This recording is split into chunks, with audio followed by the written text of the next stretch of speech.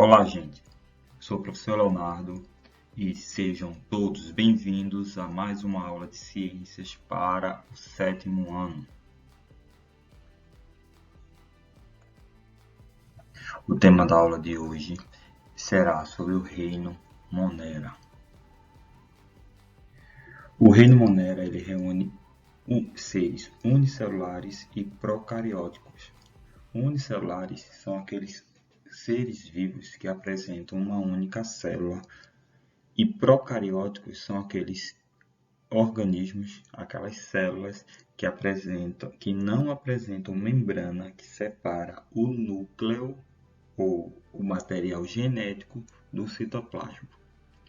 Seus representantes são as bactérias, que a gente pode visualizar na imagem da esquerda. A gente pode encontrar diferentes tipos de bactérias e também tem como representante as árqueas. Mas quem são as árqueas? As árqueas são um grupo encontrado no reino Monera, em que a gente vai encontrar seres ou organismos com estruturas bem primitivas, arcaicas. Daí surgiu o nome árqueas. Esses organismos são encontrados em diversos ambientes e muitos deles conseguem sobreviver em condições ambientais extremas, condições estas que impossibilitam que outros organismos consigam sobreviver, como por exemplo em pântanos que apresentam baixa disponibilidade de oxigênio. Outros exemplos são em salinas, pois há grande concentração de sal, e em poças de origem vulcânicas, onde a gente pode encontrar altíssimas temperaturas. As árqueas são procarióticas, portanto, não apresentam uma membrana que separe o material genético do citoplasma, mas diferem das bactérias por algumas características, entre elas a sua composição genética. E as bactérias? As bactérias, elas também podem ser encontradas em diferentes ambientes.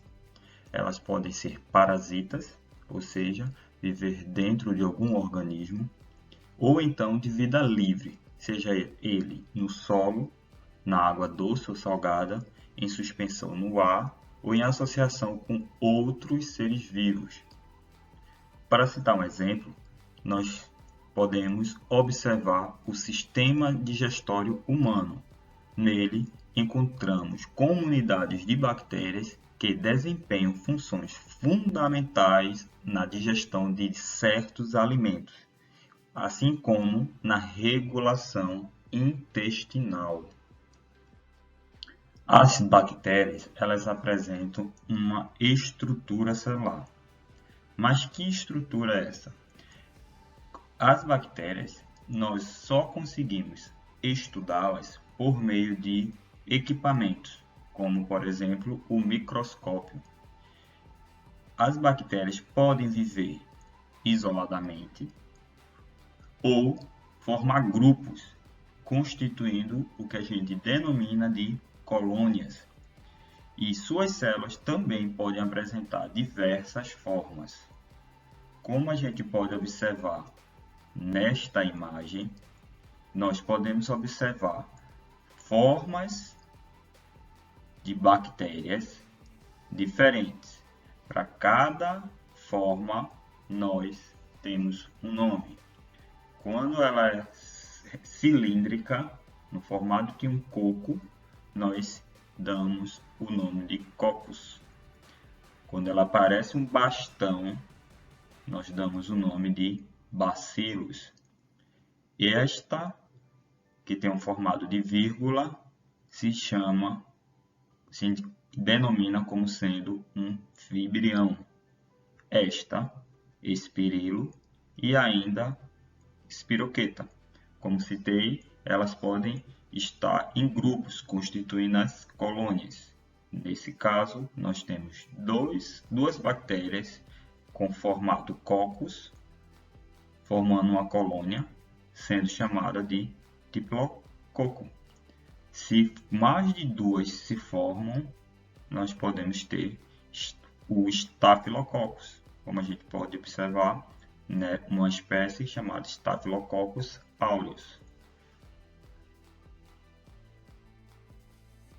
Estrutura de uma célula. A estrutura de uma célula bacteriana é muito simples.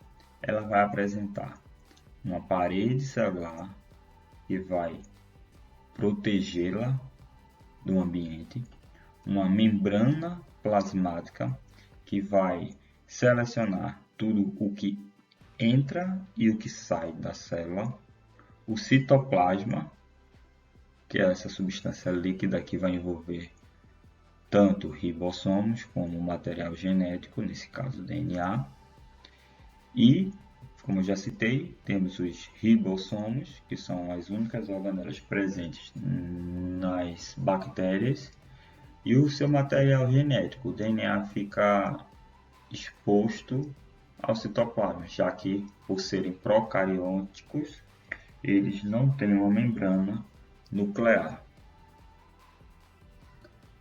Reprodução das bactérias. A maioria das bactérias se reproduz por divisão binária. Divisão binária também apresenta outros sinônimos: bipartição e cisparidade. Todas essas denominações são para o mesmo tipo de reprodução. Nesse tipo de reprodução, uma bactéria, vamos chamá-la de bactéria-mãe, ela consegue se dividir formando duas bactérias idênticas à célula ou à bactéria original. Esse processo é um processo rápido, cerca de 20 minutos já se termina essa divisão, ou seja, de uma bactéria surgiu duas.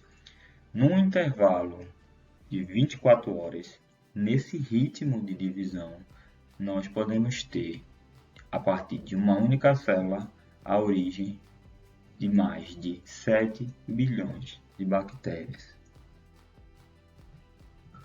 Bactérias na cadeia alimentar. As bactérias elas são muito importantes para o funcionamento dos ecossistemas. Nós temos as bactérias autótrofas e as bactérias heterótrofas. As autótrofas são capazes de produzir seu próprio alimento, são fontes de alimento e são fontes de alimento para outros seres vivos. Já as bactérias heterótrofas, elas dependem de outros seres vivos para se alimentar.